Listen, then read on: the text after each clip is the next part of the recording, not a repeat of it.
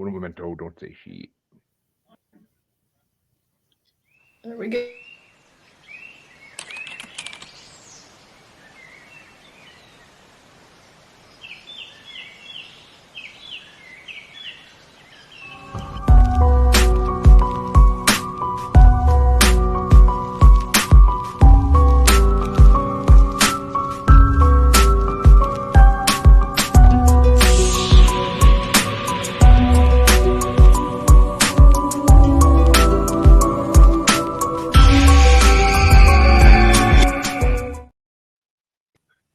Damn, look at us all fancy and shit. Fancy pants, and here we are, Sunday night. Favorite time, favorite place. We're Global Strangeness, and we got the OGs in the house tonight. Myself, Scott, and Jeremy, and you know us all by now. Not so strangers, just strange. So this week, woohoo, guess what, guys? It's December. So we are kicking off with Scott's favorite, the Christmas cryptids. Look at that. I love how you decorate your tree. That's flipping crazy. Merle. Looks like the 4th of July in his tree. Right? Fuck yeah, a little dude. bit of, demonic stuff in there, whatever. Yeah, I got Bigfoot, dude, our listeners, we're Gollum. gonna be jumping on here, so yeah. My mom made this. Look at this. Evening random lighter Facebook and picture. ashtray. Cool. She made that? Santa. That's cool. Yeah. What about you, Jeremy? I have a Christmas tree up. It's Christmas. It's the lovely, sweet stuff. Angels and There ain't no angels in this house besides me, but I mean, no angels at all. None. That's it. The tree is decorated, plenty of Santa ornaments, plenty of different IP ornaments from different IPs out there in the world. But Nice. tree's up. It's not lit up right now, or I would show it. But maybe next week. No Mr. Hankies or Mrs. Hankies? Oh, I have a Or no. I have Krampus? I have a Mr. Hanky, but it's not a Christmas ornament. It's just a figurine. Yeah, I got a pop too. He's a little cute guy over there. Sam. Cute. You can't go through Christmas without a Christmas poo. I love how you're so into the holidays and stuff. Your kids just must freaking love that. I got a question for Jeremy. Is that a Jelly Belly candy cane or regular? Starburst. Yeah. Those are good, man, but I haven't seen one store do the Jelly Belly candy canes this year. I just was at Walmart yesterday where I got this, and they had what they had Starburst, they had Skittles, and they had Jolly Ranchers, and that was it. Well, yeah, normally they have the display for the Jelly Bellies, like in the front of all the grocery stores, and they sell them singularly. No, I haven't seen them. I don't know. What's your absolute favorite Christmas candy? Toffee. Toffee? Toffee, peanut butter, I'll take your pick. Yeah, peanut brittle good if it's made right. Mm-hmm. I like those. I mean, if Christmas candy would be those Jelly Belly candy canes, but the watermelon kind. I love like the anything chocolate, so like turtles and whatever. I don't buy them year round, but I know you can. But for us, it's like a Christmas thing, so you just pig out as much as you possibly can all through December. Have stuff all over the house. Do you guys ever hang like animal crackers? That's originally why they had the handle, was to hang on Christmas trees. And then they make all the chocolate. Huh? Oh, you do poppers? I do poppers, but I don't hang them. I didn't know you hang them on trees. Yeah, we have this place, World Market, that will sell. It'll sell the chocolate ornaments and everything. Oh, I haven't been able to find them this year. You've heard them. You heard it here first, folks. Debra does poppers. Christmas. Okay, with that, I also do Christmas monsters and folklore.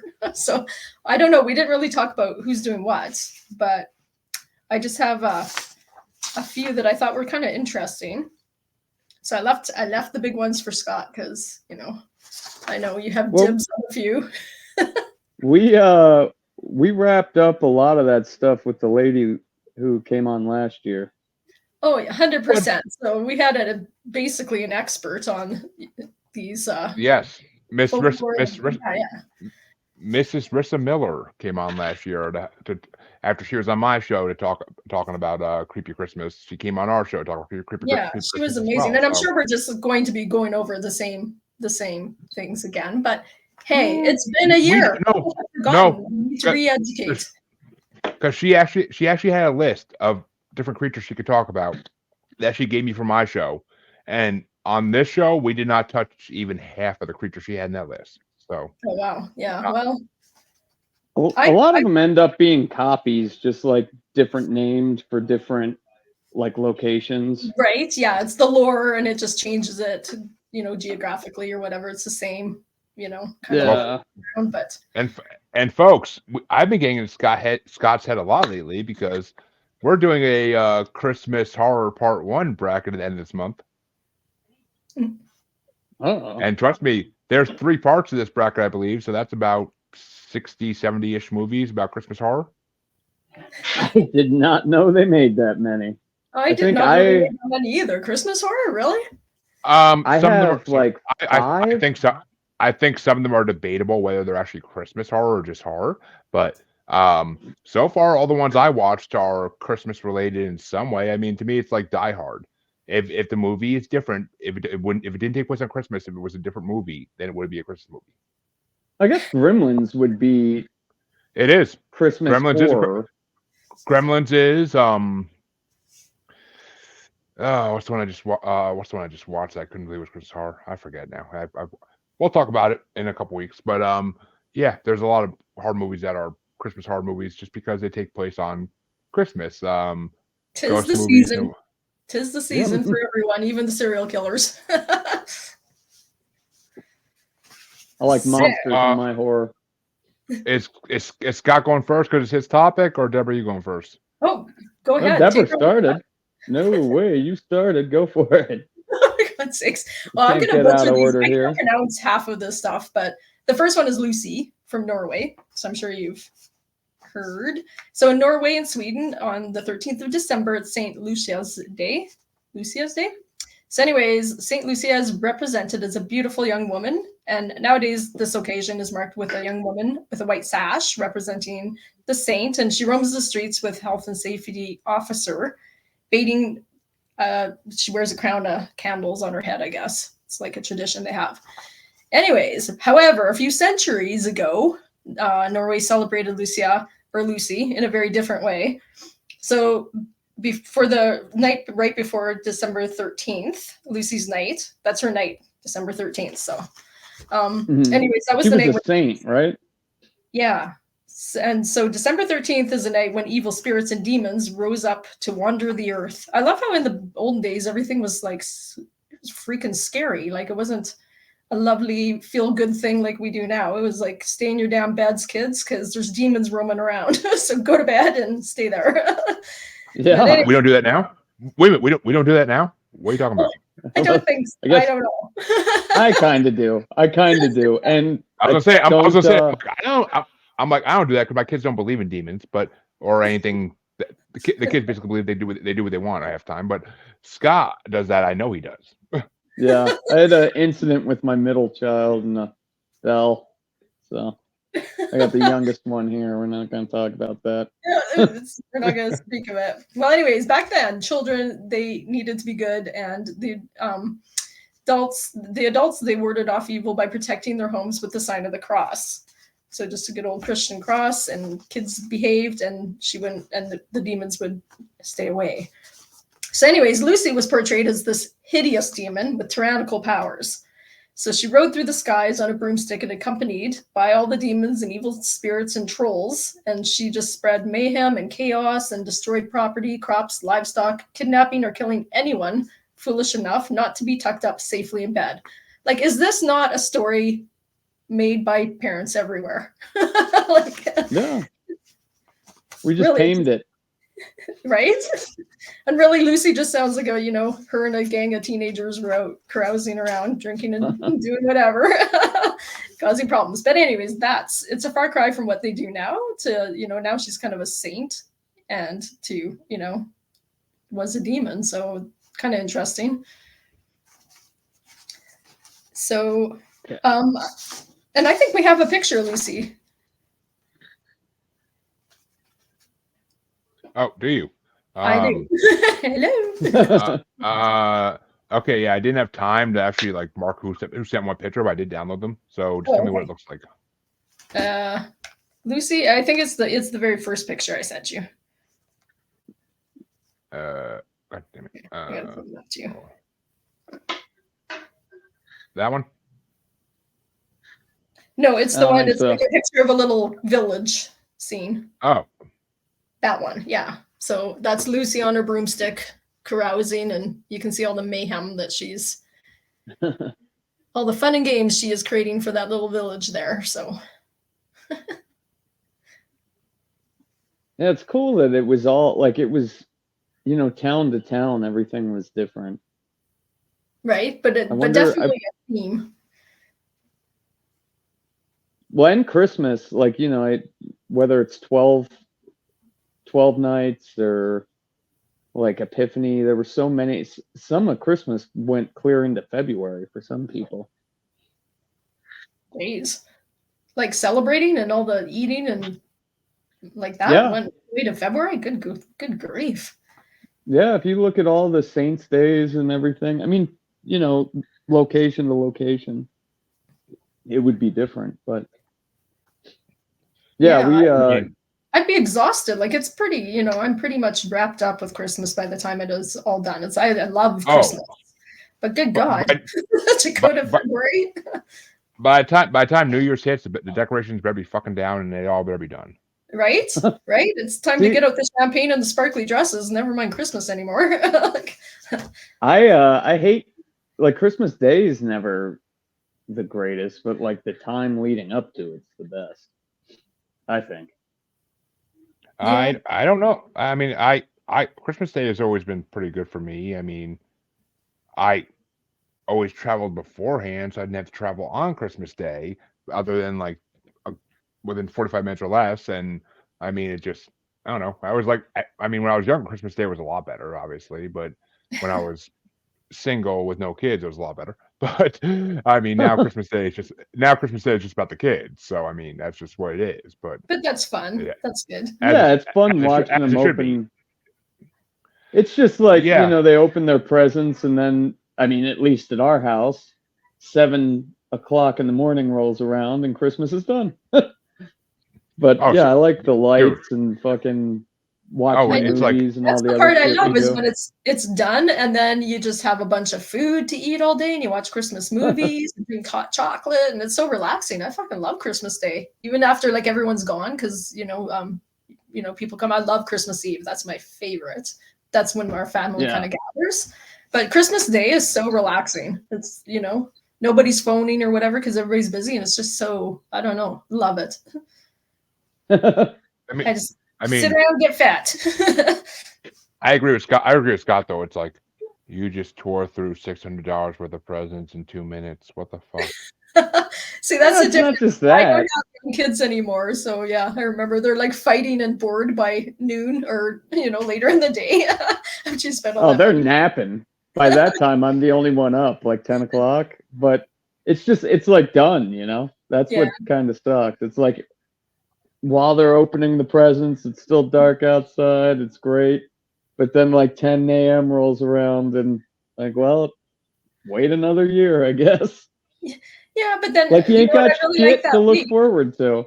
I like that week in between Christmas and New Year too, because it's when you reset. Like I always do a new agenda and goals and whatever. You reset for the new year what you want. So I don't know. Holidays are good, whatever.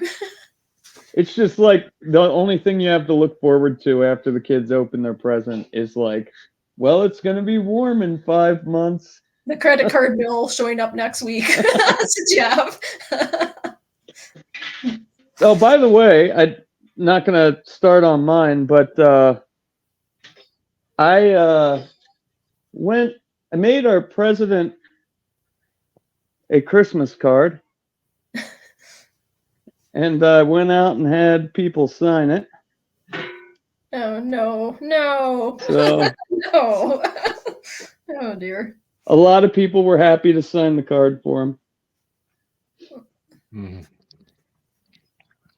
can't read anything. Okay, I read one of the messages. Yeah, exactly what I thought it would be. Yeah. Nothing like spreading the cheer. Thank you, Scott. Always. Hey, that's, you know, a lot of people were telling me that. No, Deborah. They were happy to see me. It's not thank you, Scott. It's thank you, Sleepy Joe. Well. You should get people to sign one for Trudeau. I'm sure those will be all positive too. I believe in just good positive energy. So even to the people, you know, that are questionable their actions. This is my year coming up. This is all positivity from here on. So that's it. Well, I'm just saying everybody was pretty positive with their messages today. A lot of smiles. Well, they were clear with their messages anyway. So anyways, my next monster, Jeremy, you'll probably like it. And I don't know if we ever talked about this one, but and I'm going to pronounce this wrong, but the Caraconculus. So Caraconculus. Does that sound familiar? This one like a Norwegian one too, or a Scandinavian? It's Bulgaria, Turkey, and Serbia. So anyways, this guy is generally portrayed as a cross between the devil and a Sasquatch, which is like, that's interesting. Got Jeremy written all over it. Right? What is it, Krampus? what is it, basically a Krampus ripoff? Well, yeah, well. Anyways, in Turkey, he stands at the street corners on winter nights and he sets riddles for passers-by. Can you imagine this? So if travelers gave an answer that included the word black, they were allowed to go on their way. And if not, he would strike them dead with a single blow. So you better pass the freaking test. This is a cool tradition. I don't know why we're not bringing this back. I've never heard this one. I'm like, this is fucking hilarious. Anyways, and elsewhere, the Cronculus's favorite trick was to disguise their voice to pretend to be someone's friend or relative and lure their intended victim out into the snow. And sometimes he'd set them in a trance and leave them to roam free. But in Serbia, the Cronculus preferred to jump on the victim's back and use them as a personal taxi service. So I've heard about this, yeah. So the exhausted person was only released at dawn. I'm like, that's hilarious. He needs a DD so he can go around having fun, and he just rides a person around till they're dead. So anyways, apparently if you invite a Cronculus into your house, they'd feel compelled to imitate their host's behavior. So if you set fire to silk or thread, the Cronculus would be tricked into setting fire to its own fur. And then it would run from the house, screaming to try and find water. So that's how you get him to leave your house. I'm like, what? Cool, duly noted. Like, where do people come up with these? Anyways, I like him. I like him. He's a trickster. He's having fun, and he's brutal. So, have you guys, Jeremy, you have heard of him? I've heard of the taxi thing. Like that's what made it click in my head. Like I heard some other podcasts talk about it at some point, I'm sure. But yeah, I have not heard of that one. Yeah, no, I hadn't either. I was like, that's hilarious. I love it. Anyways, and then the next one I have a picture of. It's the Kalankantzori. So this is from Greece. Can't say this one either. But there is a picture of this guy too, Jeremy. If you want to bring her up. Which one? It is the guy in his underwear. He's quite handsome. In his little red underwear. Oh, I should have labeled this one Scott, but okay. So come on. This guy here in Greece, a group of demons. So there's a group of these guys called the. Can you see the picture? Because I can't. I can't. No. Okay, I just want to make sure. I'm like, what the hell's going on here? Hold on. All right, go keep going, Debra. I'll get it. So, anyways, there's a group of these guys. You'll see a picture of him now. There's a group of them. They're a group of demons, and they were said to spend the year underground, signed through the tree of life that ran through the earth. I've never heard this either. I'm like, this is pretty wild little story. Anyways, so every December, just when a single thread held the tree together, the 12 days of Christmas would compel them. Fitting image. Look at that. That's Christmas morning, Scott, running around this tree. So anyways, each December when hold on a second. James just texted me and said the sound's not working. Yeah, he made a comment about it too. I don't know why, because we can all hear each other perfectly clear, so it's got to be at his end. Okay. My stuff is working, but I can't hear the sound. Darling, are you watching? I post. Well, okay. Go on, Debra. Okay. Well, anyways, so every year, each December, when just a single thread held the tree of life together, the 12 days of Christmas would compel them to come overground and wander the earth. So they saw the tree of life down till it's just hanging on by a dear thread, and then they come up to and wander around the earth. And by the return in January, the tree had repaired itself and they had to start again. So once overground, they caused mischief and chaos, and above all, they sought to steal any child born over the 12 days of Christmas and turn them into a fellow Kilakantazori. I'm not saying that right, but anyways, these demons. Okay, hold on a second. When I clicked on our link, we got some other dude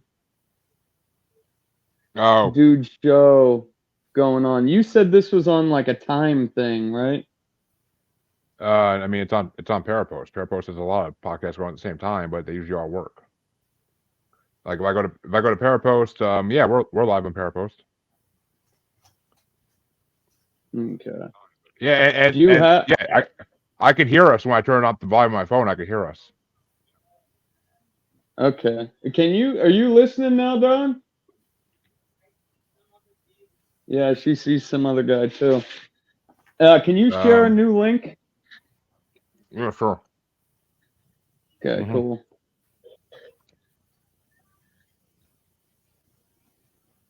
I don't know why I would do that, but right, stranger things have happened. But go on, Debra. Okay, so anyways, we're talking about these demons. They saw the tree of life to a little smithereen, and then they come up for the month of December, and they cause all kinds of mischief. They steal babies, and they steal any child born over the 12 days of Christmas and turn them into fellow demons here. And so apparently they could be kept at bay by binding newborn babies in straw and garlic. So can you imagine poor freaking babies born then? Their parents are binding them in straw and garlic? How terrible. But anyways, you could also stop these creatures. It could be worse. By placing a colander outside the door, and the Kilakenzora would be compelled to count the holes. But because the number 3 is holy in Greek, they would fail to count that number and have to start again. And this would occupy them until sunrise, when the house would be safe until darkness fell again. So, interesting. So have you guys heard about this one before, or is that new? I haven't heard about that one either. Yeah, that sounds new to me too. Yeah. So you found some good ones. Yeah, different ones I had never heard of anyways, but yeah. And then my very last one is Frau Perchta. So, and I do have a picture. This one I have heard of. Okay. I think everybody's heard of this one. But so in the pre-Christian traditions, Perchta was an alpine goddess whose particular celebration day coincided with the 12th night. After pre-Christian religions were displaced, she instead became a demonic witch who stalked villages and punishing anyone who dared to displease her.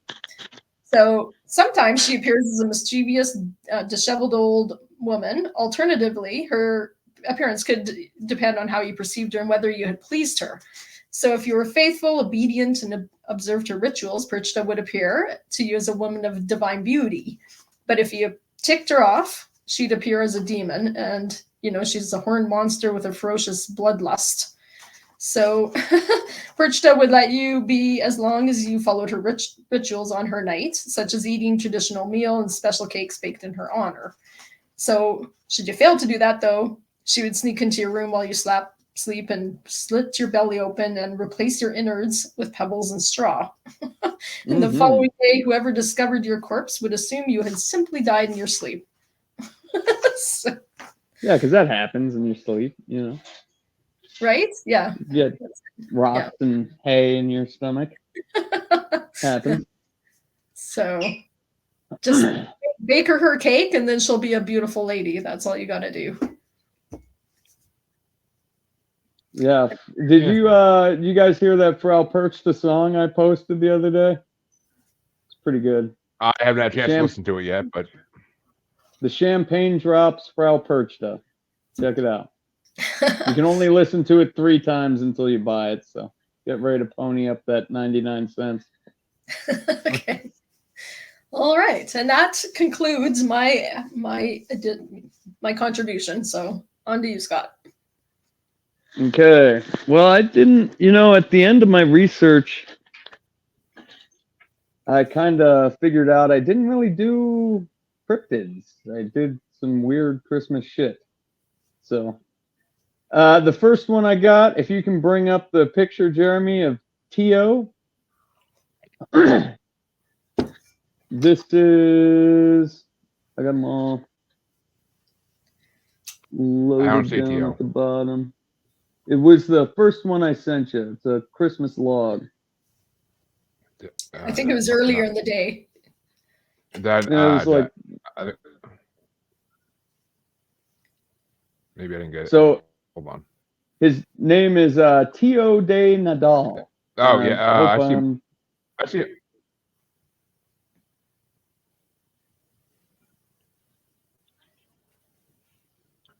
Yeah, I'm not saying I'm seeing it, but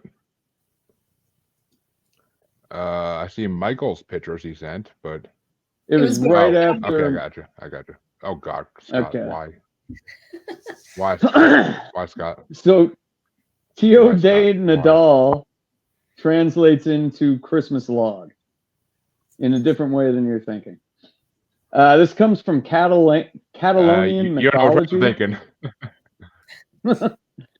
So that's something I learned too, that I finally looked up what Catalan was. I guess they're an autonomous community in Spain. But he's the bearer of small gifts and treats for the kids. And then they'll receive their bigger gifts from the 3 wise men. So this goes into like Catholic lore or whatever. It started out as just a regular hollow log, but then people started putting the faces on them and the little legs in the front. Some people have 4 legs on them. And this is meant for the kids to take care of the log from the 8th, the Immaculate Conception, all the way until Christmas Eve for the most part. Some people do it on Christmas, but Christmas Eve is typically when the big event will happen. So come on, kid. Come on, boys, play with your log. That's right. No, it gets funner. So on the night of Christmas Eve, the kids will come in and they'll feed T.O., and then they'll wrap him in his little blanket, make sure he's nice and warm one last time. And then they go into a separate room, and they're going to pray to T.O. that he brings them lots of goodies and treats and small little gifts and stuff. You can see what the adults are doing, but then they come back into the room and they beat the fuck out of T.O. with sticks. And then all of the presents are shit out of T.O. And so it's a Christmas Merry pinata. Christmas. Yeah, kind of. It shits out the presents there. So I got the T.O. song translated in English. And this is how it goes. Scott's gonna sing, folks. God help us all. Hold on, I'm gonna need a drink for this.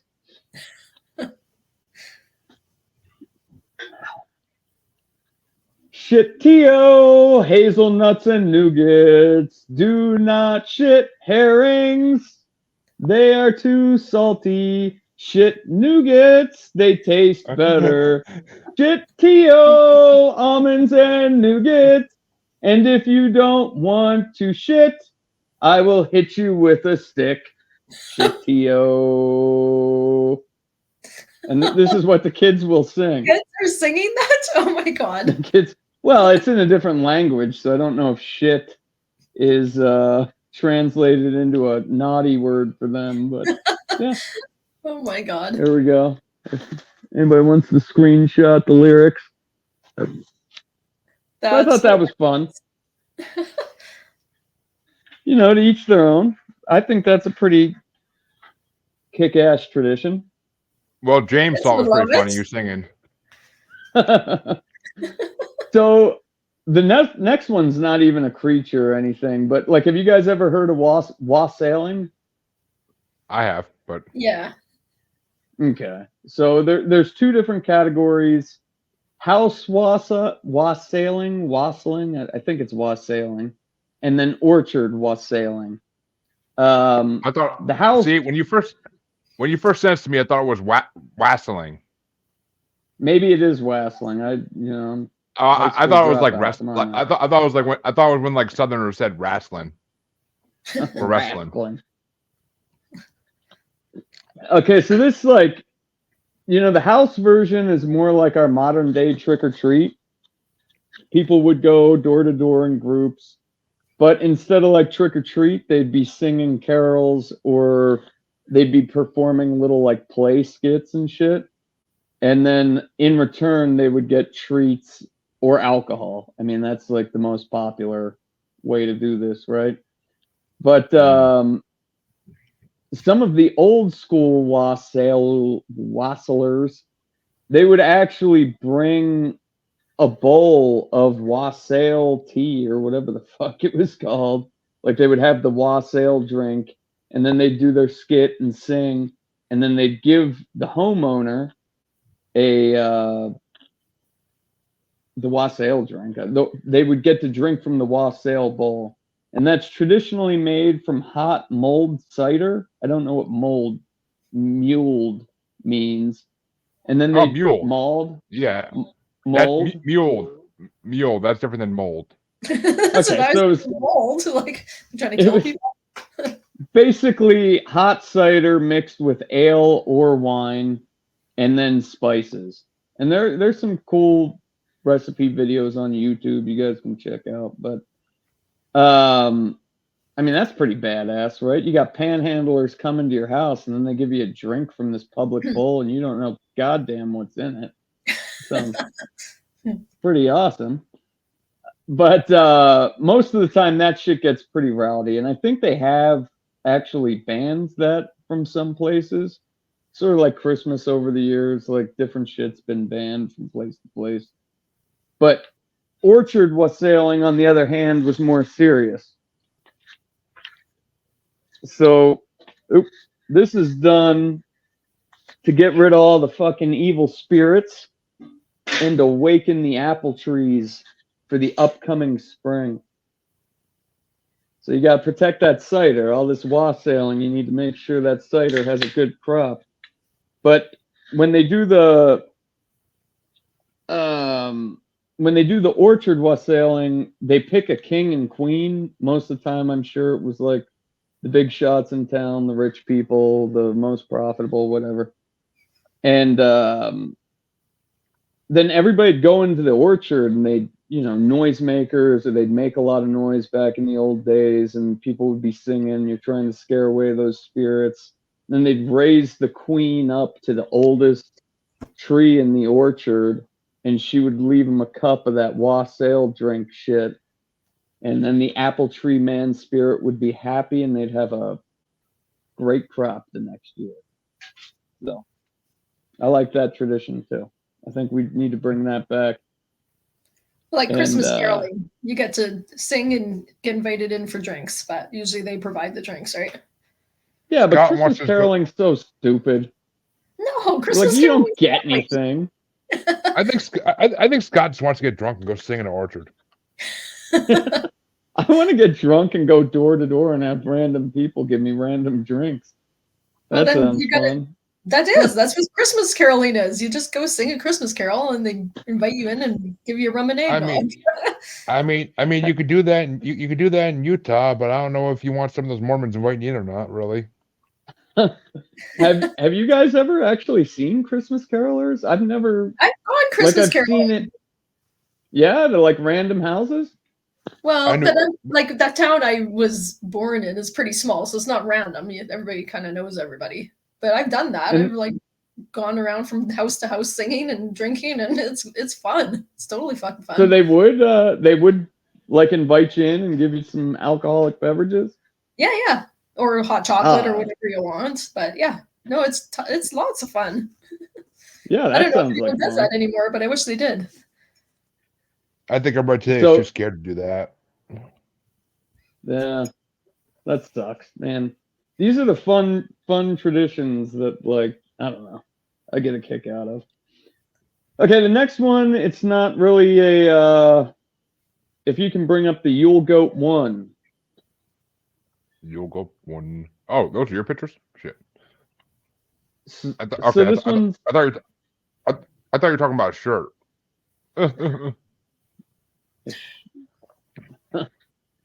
This one's not a Christmas cryptid either. It's more of just another tradition that I'll have it like went all over the fucking place. But it could be the origin to things like Krampus, there's Bell's Nickel, Black Pete, things like that. What are those? Oh, that's Jeremy. You'll see. Okay, well, I'll get going while Jeremy gets Yule Goat 1. So this is Scandinavian and... Hold on. Go ahead. Okay, it's Scandinavian in origin. Oh. Cool. So the tradition marks the coming of longer days. So, I mean, that's like what Christmas in general is, right? Like Christmas from the 23rd to the 25th. In astrology, it's the shortest day of the year. And then once we break past, right? Like Christ died on the cross for 3 days, and that's where the sun sits at the southern crux before it rises again. So it's kind of the same thing with this. It's just bringing the sun back. The warmer days are here to come. Originally, they would sacrifice a young goat to the Norse god of Saturn, and those names I can't read, and they change wildly. And it, like we were talking about, I don't know if it was off air or on air, but this shit it was all different town to town. And I mean, these towns would be close and they'd have a totally different tradition. But some towns, you'd have a person dressed like a goat. He's walking around demanding presents. In other towns, you would have Santa like wrangling the guy who's dressed as a goat, and this fucking represented the dominance over the devil. And before Christianity came, it was a similar thing, right? Like Odin or Woden or whatever god you had was dominating evil. But for the most part, almost everywhere, people would go out wassailing. And just like a Krampus knot, things got crazy. People got drunk. They got rowdy. Shit happened. It was their fun, celebratory time. Most customs, people will make a wicker Yule goat effigy. Can you go to the second one, Jeremy? There we go. Yeah, and then what do you do with an effigy? I forgot to wish you guys a happy Guy Fawkes Day, even though it was Guy Fawkes Day on the show. We burned that shit. But one culture, I don't remember which town it was, but they have a funny prank where you make this big ass wicker goat and you hide it in your neighbor's house, and then he's cursed until he sneaks into a different neighbor's house and hides it from them in their house. So this is kind of the fun stuff I like about Christmas. I wish we need to bring a lot of these traditions back. Especially, wouldn't it be fun going, wassailing or whatever from house to house? You're completely drunk, and then you see Santa and a goat like in the ring going at it, beating each other up. Yeah, no. I've never been to a Krampus knock, but I tell myself every year I work, right? December 6th. It's like Monday. I got work. And in Utah, it hasn't kicked off as big as in other places. But it is getting bigger, so hopefully a lot of these traditions do come back. So the tradition has changed dramatically, like I said, over hundreds of years, from pagan religions into Christianity, into modern society. But the goat, they don't really know why it's a goat. It's thought that it might symbolize Odin's two goats, Nasher and Mueller, that would pull his sky sleigh, and that gets into like the creation of Santa, the wild man, the wild hunt. Like this is all an evolution until Nash drew that first Santa and Coca-Cola stole it. So there was an Americanized version though, back like early 1800s to the late 1800s, which was basically trick or treat to the T. People would wear ghost masks and they'd go out caroling or wassailing, and they would get candy specifically. And this was called Yule Booking. And I'm sure I pronounced that 100% right. That sounds like trick or treating, wearing a mask and getting candy. Yeah, no, that's what's pretty cool about it.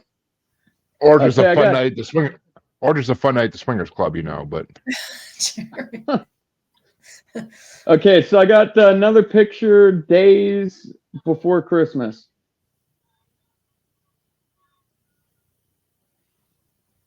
So this is a kick-ass Super Nintendo game you guys can borrow off of archive.org.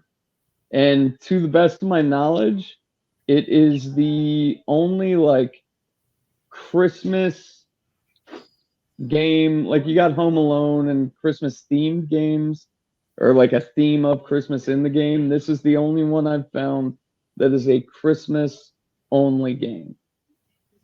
And it's super fun to play. And then we got the Yule lads coming up. They're coming to give my youngest son presents from the 12th until the 23rd. I've been doing that tradition here for a little bit. And I like to wrap his little presents. I love that you do this. But yeah, no, it's 13 days of them getting, little tiny gifts. Yule lads are awesome. And then the last thing I got is the Old Magic. Where the hell is that? There we go. By Linda Reichstadt Radish. That's a dope ass book for anybody that wants to learn about Christmas monsters and stuff. And there's a bunch of recipes for that wassailing shit and all that. So it's called the Old Magic. The old. Let me not try to balance here. The Old Magic of Christmas. Cool. It's like $11 on Amazon. And there's now an Audible version, but I would buy the hard copy book or the soft copy book because there is a lot of recipes, and trying to listen to all those recipes in Audible gets kind of hard. So go out there and buy the book. And that concludes my presentation there, Jeremy. It's all you. Oh, lovely, lovely, lovely. Well, some of these I basically am just going through a bunch of different Christmas creatures that some of you may know, some of you may not know. I know some of these. I've heard of some of them. Gotta skip over Krampus, but gonna start off with. See if I can find it.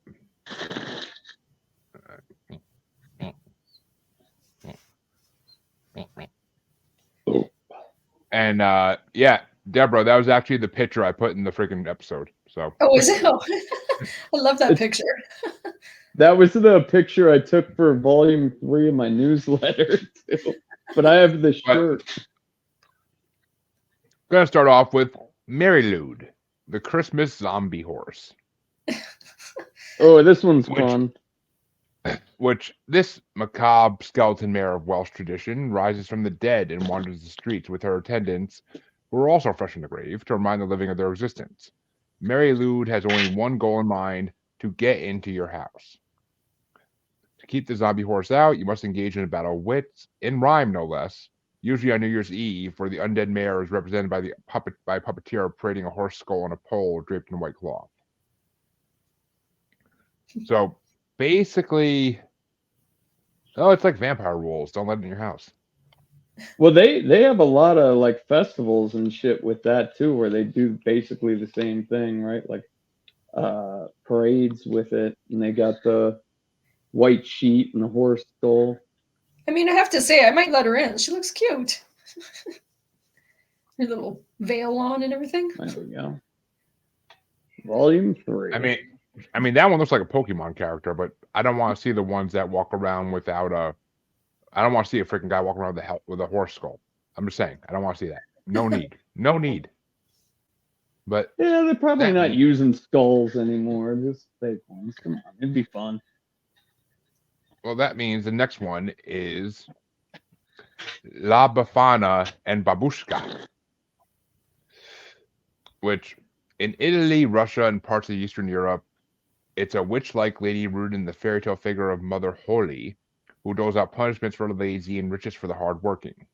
So I would be rich as shit in this country. God damn it. In Italy, she is known as La Befana, and in Russia, Babushka. I like Babushka better. I don't know why. Each January, she packs up and sets off on a broomstick to join the three kings who are also seeking the Christ child. She searches every house, and if she finds a child there, she leaves cookies and gifts behind. I mean, better than Krampus taking your kid and beating him to death, but you know. She looks friendly. Again, I'd let her in. She looks nice. Yeah, that's like the nicest picture I've ever seen of La Befana. Did you do any Christmas dogmen, Jeremy? There's no such thing. I don't think. Well, actually, there might be. I don't know. I haven't got those all these yet, but Christmas werewolves are big. Yeah. Well, in the next one, there's no picture for this one, but actually, well, no, you already did that one, Debra. I'm not going to do that again. But actually, this is kind of it looks like a freaking dogman, but we'll see. It looks like a former dogman. But where is he? The Strigeli. Ain't he cute? But the Strigeli is from Switzerland, and they are what Frau Perchta rides. These demonic-looking helpers. They like to partake of the feast offerings left out for them on Christmas by people hoping for Perchta's blessings of wealth and health, and in some places they get to dole out punishments themselves and aren't terribly discerning as they rob all bad children and tear them to pieces in the air. It looks like he'd be slow to ride. He looks like what was the other thing called that was the cross between the devil and the Sasquatch? Scott's thing, I don't know. No, it wasn't my thing. No, it was mine. Deborah's. Yeah. The Carunculus. Carunculus. Yeah, that's why I couldn't remember. I'll never remember that. But anyways, that's what they look like. Two that I never heard. Cross between a devil and a Sasquatch, a little one. Yeah, a little, but like a Sasquatch that's eating well. Right? Yeah, he's kind of tubby. He's eating all those little kids. Yeah, little kids will do that to you, I guess. I mean, maybe if you're Michael Jackson, but yeah, and this is how we get canceled, people. But the next one I have, God damn it, what the hell? God damn it. All right, apparently I got to reload because it's fucking being a dick. That's what she said. Oh. I don't know how she reloaded, but okay, Scott. Damn it, why do that? All right, there we go. So the next one I got is the Tomten. Look at this guy who looks like he's just wearing beard as pants, but it's a creature from Scandinavian folklore who bears a resemblance to a gnome and lives among the dead inside burial mounds. It acts as a caretaker, protector, and helper of the household. That is, if you don't anger them, It has quite the temper and is known for driving people insane with its tricks or biting them. The bites, being poisonous, typically lead to death. You'll be well advised to leave a gift of food out on Christmas Eve for this fellow. I mean, they get drunk too. It looks cute. It looks so cute, your pictures. But, and of course, can't forget this next one.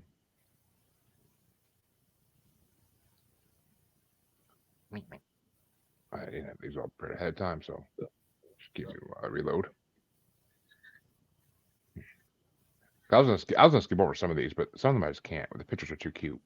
So, for anybody who's seen The Office, this is Belschnickel. Okay. And in some German and nicest Dutch pictures. Hold on, dude. You got like the nicest pictures of these monsters in the world. Like, what is that? Some cute little old man. I'd let him into my house. He looks cold and lonely. Jeremy's trying to trick everyone into letting demons and monsters in. Well, in some German and Pennsylvania Dutch communities, Belschnickel shows up a couple weeks before Christmas, filthy and dressed in rags and furs, to beat the children who misbehaved. As an 1872 Philadelphia newspaper recounted, Mr. Belschnickel makes his personal appearance dressed in skins or old clothes, his face black, a bell, a whip, and a pocket full of cakes or nuts. And either the cakes or the whip are bestowed upon those around. Back in the 19th century, it was popular for rowdy revelers to go Belschnickeling and get drunk, vandalize the city, and play pranks. Sounds like I'm Scott glad said you you had a good time. I'm glad you didn't do Black Pete. Otherwise, we would have been canceled.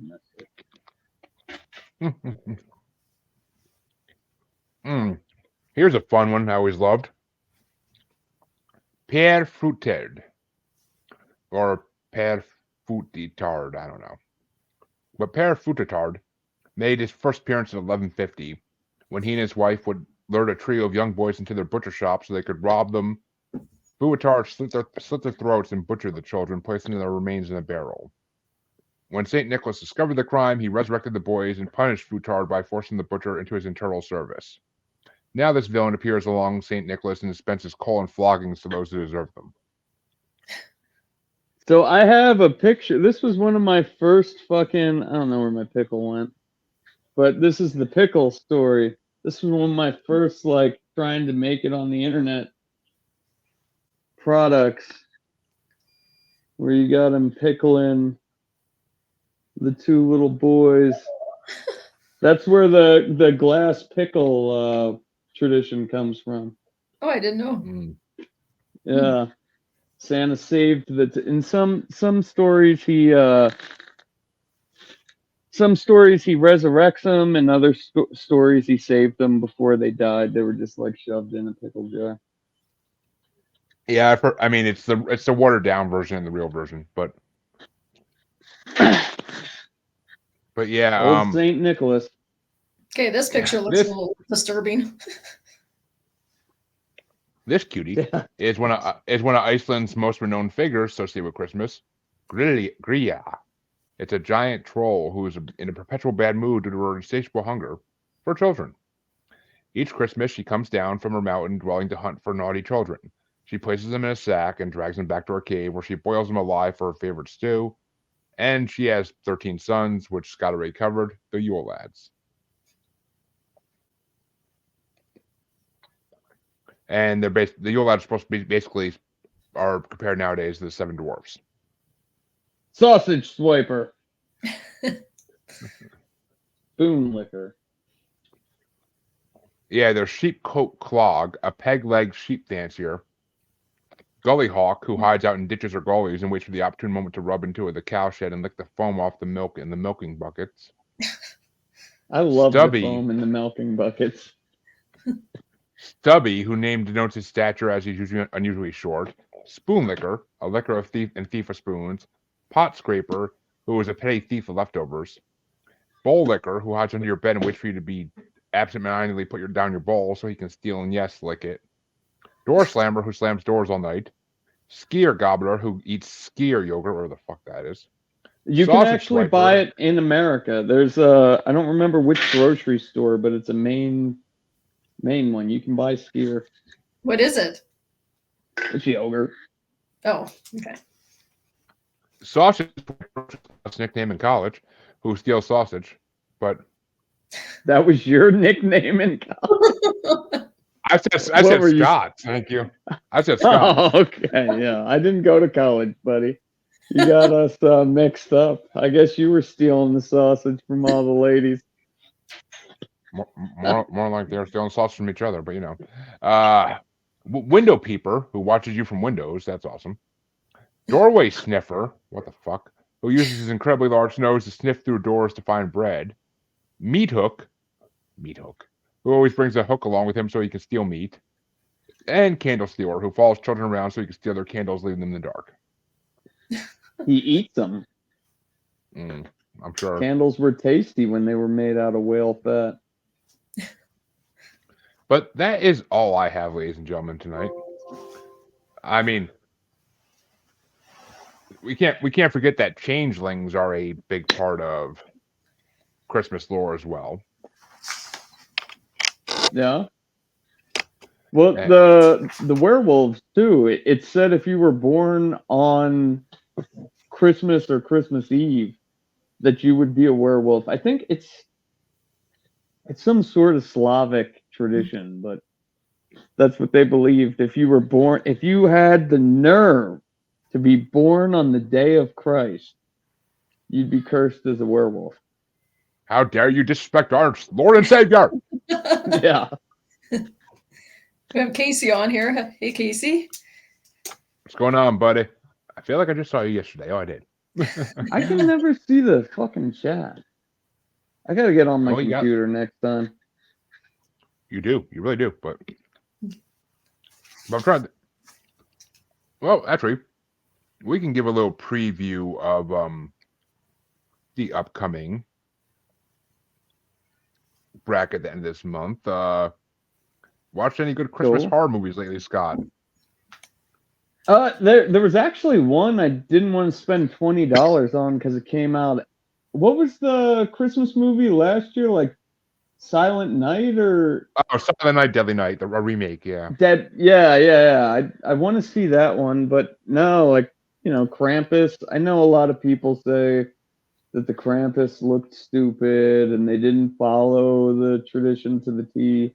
I think the good Krampus, not the shitty versions, but like the mainstream video, that shit's amazing. I love the Krampus. I thought it was great. Well, actually, Scott, the original Silent Night, Deadly Night from '84 is going to be on the first part of the Christmas bracket. Okay. And let's see, I watched The Elf, which that's the first movie I watched for this bracket, and it's actually no, that's not the one I watched. Was it? Is that the same movie I'm thinking of? Maybe it was. But yeah, basically it's about an elf coming to life, and it's basically like Elf on a Shelf, the movie, horror version. But that Elf on a Shelf thing, that little fucker is freaky, dude. I have all these demons and shit in my tree. That little Elf on a Shelf fucker, man, that thing scares me. I don't like him. He's a lot of work. I'm glad it wasn't a thing when my kids were young. Yeah, we've never done it either. I don't know. We don't do it either. But we already have a doll at my door thinks it's haunted, so we go with that. But let's see. I watched The Ginger Dead Man because it's on the bracket. Which, if you haven't seen that, Scott, The Ginger Dead Man, it's basically the idea of Chucky, but with a gingerbread cookie, and it's voiced by Gary Busey. Was it good? It was actually pretty halfway decent. I wouldn't say it's amazing, but it's halfway decent. Okay. And did I see this one yet? No, I didn't. And then there's another one that I question whether it's really a Christmas horror movie because it's called Whoever Slew Auntie Roo, and it's basically like Hansel and Gretel but reversed. Oh, Gretel and Hansel was good. What was the one you're talking about? I'm sorry, I just spit that out. I'm drunk. It's called Whoever Slew Auntie Roo. And it's like the reverse. So kids stole. It's basically about like it's about this rich woman who's really weird. That like she invites local orphans to her house every Christmas weekend to like spend the weekend at her house and have Christmas dinner and give them presents and stuff. But the orphanage doesn't bring all the orphans; they only bring the ones they like. So it's basically about these kids trying to get back at the rich lady by doing things to her. I won't ruin it, but and there's actually a female there's a female Krampus movie I haven't seen yet that is in this bracket that I'm going to watch soon called Mother Krampus. I've seen that one. That looks like a solid movie. It does. And let's see, what else did I watch in here? A Cadaver Christmas. I watched that. It's it was actually a decent movie, but I mean it's just weird. It's about zombies on Christmas, but Black Friday. Have you guys seen Black Friday? I mean, I know Thanksgiving passed, but it's still kind of a Christmas movie. It's on this bracket. Okay, yeah, Black Friday was really good. That was a well-done movie. I haven't watched it yet because it's not streaming on anything. I'd have to buy it or rent it, but I will watch it eventually when I get to my movies. I have to watch it in Fire Stick. But for your changelings, this movie, all the creatures were stirring. That's not in the first part, but that's going to be on one of the parts of the Christmas bracket we might do. It might be in the part we do next Christmas or the year after. But that has changeling lore in it. What actually, the one I was just going to talk about has changelings in it too. Have you seen A Christmas Horror Story? Yes, that was the next one.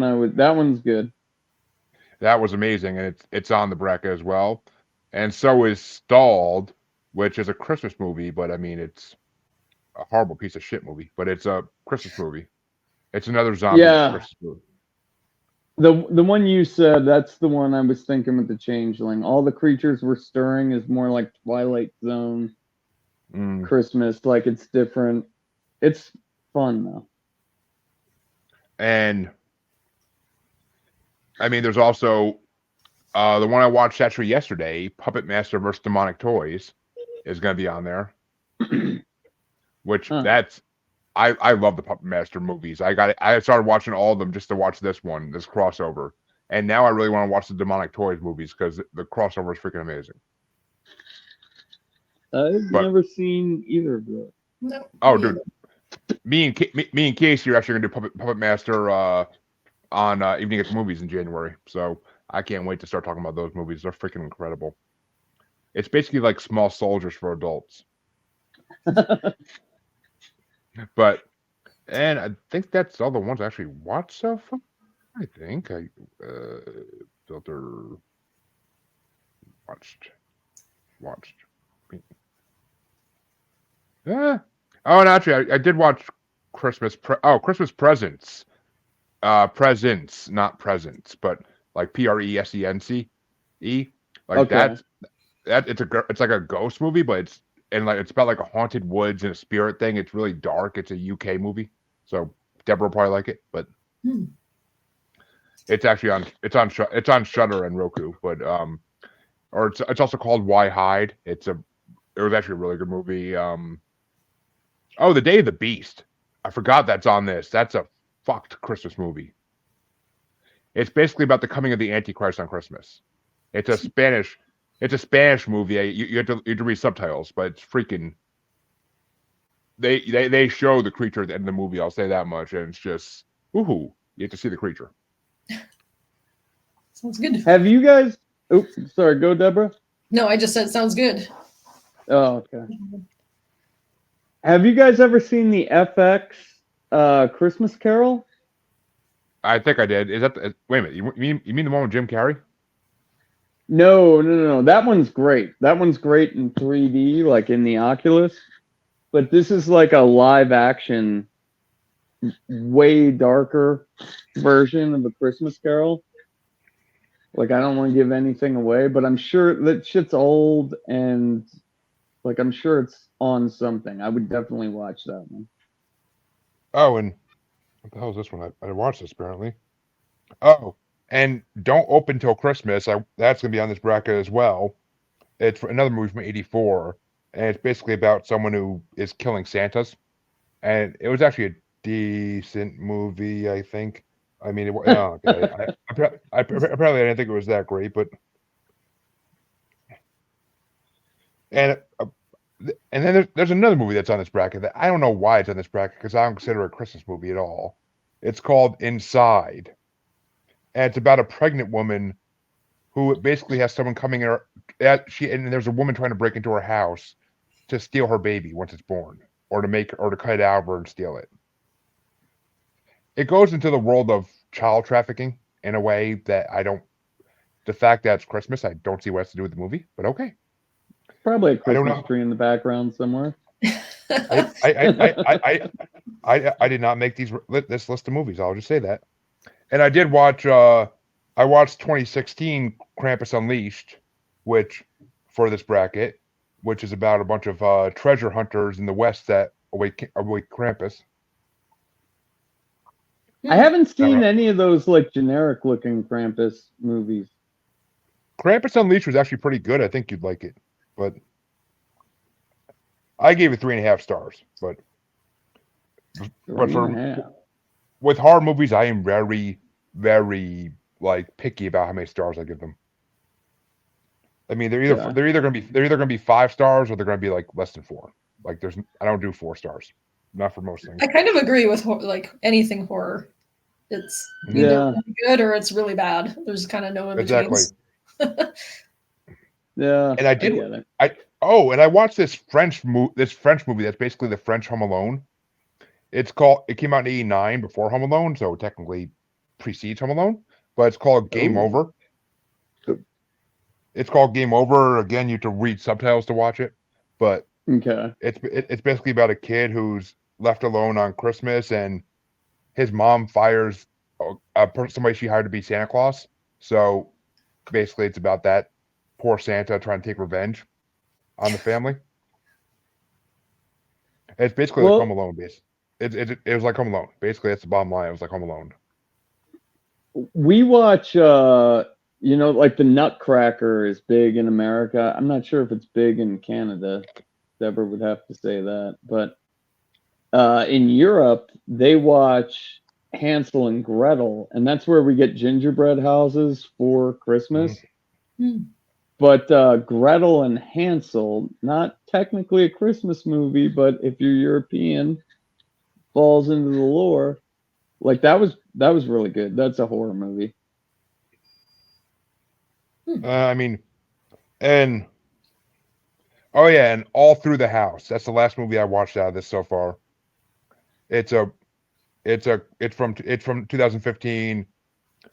It's basically about a Santa Slayer that comes down and kills people, and I don't remember it scene for scene. I'm gonna say that right now, but there was a lot of dick chopping in it. That I wrote down. Dick chopping. That's the notes you took away. A lot of bloody phalluses fall into the ground in that movie. Jeez. Well, Christmas ornaments. Put them on a hook and throw them on the tree. There we go. Oh, and okay, I guess. Did I watch Mother Krampus? Apparently I did. Oh yeah, because Mother Krampus, Scott, is actually based on Frau Perchta. Mm-hmm. I did watch that. I remember that now. Yeah. That might be cool. We need a Frau Perchta. Movie. It came out in 2017. It was actually a decent movie. I mean, I actually gave it 4 stars. Okay, I broke my own damn rule. So. Well, if Jeremy gave it 4 stars, I gotta check it out. And then the only other movie on here that I've seen before that is on here is The Conjuring Part 2. Because it is technically a Christmas movie. It takes place on Christmas. For a part. I did not make this list. That's all I'm going to keep saying is I did not make this list. I just ran with it. Because like the Krampus movie we all know and love with Adam Scott is not into the first part. Or into the final part of this bracket. That dude plays like the biggest like jerk weirdo in every other movie. He did fucking amazing in that movie. In Krampus. Like he was a likable character. He's always supposed to be like the unlikable character. But that dude's a good actor. Yeah. I love that movie. I can't wait for the freaking third part of this in 2 years so I can finally talk about it. But In 2 years. I'm not doing holiday. I refuse to do holiday horror brackets anytime besides December. It just doesn't make sense. And I have plenty of other horror movie brackets lined up for my show. I'm not worried about doing holiday horror anytime soon. But why don't we do a Christmas in July this summer? There we go. because then I gotta watch a shitload of movies about Christmas horror in July, and I'm not doing that. I'm gonna have some other brackets going on at the time I have to watch movies for, Scott. It's all scheduled out for years, man. Come on, don't fuck with me. Well, you and me talked about Christmas movies. Deborah, what are your top 3 Christmas movies? Oh god. Yeah, but I mean, you guys are. I mean, these are all the scary ones. Are you talking like nice ones, or are you talking scary ones? Well, I ask people on the street what their favorite Christmas movie is. What are your top 3? Like 100% hands down the original cartoon Grinch that stole Christmas. Freaking watch that every Christmas. It's not a movie. It's a fucking 8-minute segment. I had a VHS tape, my friend. Yeah, it was a movie. Yeah, it's a movie. The cartoon one though. So it's longer than 20 minutes. It's over an episode. Yeah, I totally love that. What else? I don't know, like I gotta think. I don't know. I don't watch a lot of movies, you guys. So Christmas movies. I don't know. Probably the scary ones, I guess. Here, okay, I'll help like Deborah Krampus. out. I love Krampus, so that. I'll help you out, Deborah. Top 3 non-horror Christmas movies, easy enough. Home Alone 2. Better than the first one. Better than the first one. I don't care what anybody says. And then second favorite Christmas movie, Surviving Christmas. I've seen that one. Who's that one with? Ben Affleck and James Gandolfini, or where the hell his name is, the guy from Sopranos that died. But maybe I didn't see that one. It's hilarious. It's Ben Affleck and it's like a Kevin Smith movie almost, but it's not. And the third one has to be, all right. The third one's got to be a tie between. Actually, it's a 3-way. All right, fuck it, top 5 because I can do 3. Third one is Just Friends because that one's funny. Most people don't consider it a Christmas movie, but it is. And the other one is 4 Christmases because that is fucking hilarious. 4 Christmases. That's with the Vince Vaughn. Yes, yeah, I remember that one. That one's funny. And the 5th one, of course, is Elf. It has to be Elf. Elf is fucking hilarious. Yeah, I love Elf. I should have said that. And I could throw what's it called in there too. Bad Santa easily could be thrown in there too, but. Okay, here. Did you guys see the God damn it. I don't think it's in our Christmas list. The one with Robin Williams. Oh yeah, here we go. This one it's Robin Williams' last film, Merry Friggin' Christmas. I have not seen it, I don't think. But I know what it is. I haven't seen it though. That is well worth a watch. That is a great Christmas movie. Not a horror movie, not a fun time Christmas movie. But it is hilarious, dude. Merry friggin' Christmas. And neither of you threw Christmas Vacation in there. What's going on? I was thinking about it. That's what I watch. I think Christmas Vacation is highly overrated, just like that freaking movie they play on TBS all day on Christmas. A Christmas Story. A Christmas Story? Oh my God. Okay, we're looking for a third co-host. Yeah, okay, Scott. I think both those movies they're both overrated. So A Christmas Story is so fucking overrated. It's funny to watch once, and after that, it's boring as shit. But I don't know. Tom Hanks does a good. I think it's on the Christmas Past podcast. Probably something different. Just type in Tom Hanks Christmas in the Spotify. You'll find the fucking podcast. But it's like a short story about like a dad that came back from World War II and his Christmases, and then he talks to his buddy from the war and about all the people that died. Really sad, great Christmas fucking story. Go out there and do it. I mean, I don't know. I don't like him. And National Lampoon Christmas Vacation. Don't get me wrong. I love Chevy Chase and everything he does, but I just don't like. I think the other vacation movies are so much better than that one. You are crazy. I take back you gave it 4 stars because that is movie art, dude. That's like that'll be around longer than we are. It was one of the best movies, period, ever created. So 5 stars we got from Scott. 6 stars. 6. I don't know. Christmas Vacation gets 6 out of 5 It's pretty stars. good. I laugh every time. Well, It's up there with Gangs in New York. okay, folks, we're gonna wrap it up at this point because I'm not arguing Gangs in New York with Scott. But oh my God! What? Wait a tickle. Are you saying Gangs in New York was a bad movie? No, not at all. It's just not a movie I could watch again. Are you crazy? There's very few movies I can watch more than once, Scott. Very fucking few. Jeremy. And most of the ones I can are comedies or animated. We Serious have Bill movies. the Butcher shrine? on the fucking wall, dude. He's got a shrine. How the hell could you say that was a bad movie? I didn't say it was a bad movie. I said it's not rewatchable. There's a difference. You could watch that movie 1,000,000 times. No, I freaking. Well, I'm trying to think of a good example. I love The Godfather, but I've only seen it 2 or 3 times in my life because it's a long ass movie. I don't want to rewatch it over and over again. Okay, you're just not a movie guy. I am a huge movie guy, but I like to watch new things I haven't seen before more than things I've seen before. That's why I do brackets like crazy, because I like to explore different categories of horror and different categories of movies and explore new things. Like that's what life's about. It's not about watching the same things over and over again because that's boring as shit. How do you remember the details of what you've seen though? That's because I see lots of movies, but I don't remember them.